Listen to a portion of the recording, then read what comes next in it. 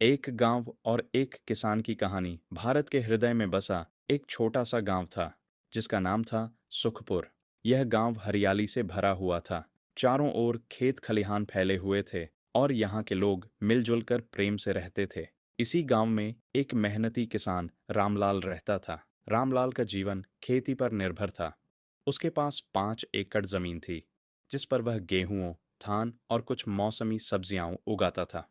वह सुबह सूरज उगने से पहले खेतों में पहुंच जाता और दिन भर कठोर मेहनत करता। उसकी पत्नी गंगा घर संभालती और उनके 2 बच्चे सोनू और मोनू गांव के स्कूल में पढ़ते थे। संघर्ष और मेहनत। रामलाल ईमानदार और मेहनती था, लेकिन मौसम की अनिश्चितता, महंगे बीज और खाद और बाजार में फसलों के कम दाम उसे हमेशा चिंता में डाल देते थे। एक साल बारिश समय पर नहीं हुई जिससे उसकी फसल सूख गई। यह देखकर वह बहुत दुखी हुआ क्योंकि उसके घर की आर्थिक स्थिति पहले से ही कमजोर थी। उसने गांव के साहूकार से कर्ज लिया ताकि अगली फसल बो सके, लेकिन अगले साल भी मौसम ने उसका साथ नहीं दिया और उसकी फसल फिर से खराब हो गई। अब उस पर कर्ज बढ़ गया और उसे चिंता सताने लगी कि वह इसे कैसे चुकाएगा। आशा की नई किरण। इसी बीच गांव में एक कृषि अधिकारी आए। उन्होंने किसानों को नई खेती तकनीकों और सरकारी योजनाओं के बारे में बताया। रामलाल ने उनसे सीखा कि संगठित खेती, ड्रिप इरिगेशन और जैविक खाद जैसी नई विधियां अपनाकर वह अपनी उपज बढ़ा सकता है। उसने यह भी जाना कि सरकार किसानों को सस्ते दरों पर बीज और खाद उपलब्ध करा रही है।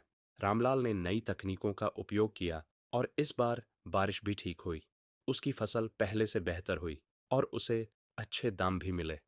धीरे धीरे उसने अपना कर्ज चुकाना शुरू कर दिया। सफलता और प्रेरणा।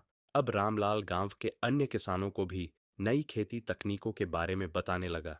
उसने गांव में किसान संगठन बनाया ताकि सब मिलकर अपनी फसल को बेहतर दामों में बेच सकें।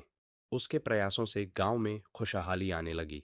कुछ सालों बाद रामलाल ने अपने बच्चों को अच्छी शिक्षा दिलाई और वे आगे बढ़कर सफल बने। अब सुखपुर गांव एक आदर्श गांव बन चुका था, जहां हर किसान आत्मनिर्भर था और आधुनिक खेती कर रहा था। सीख। इस कहानी से हमें यह सीख मिलती है कि कठिनाइयां जीवन का हिस्सा हैं, लेकिन मेहनत, ज्ञान और नई तकनीकों को अपनाकर हर समस्या का समाधान निकाला जा सकता है।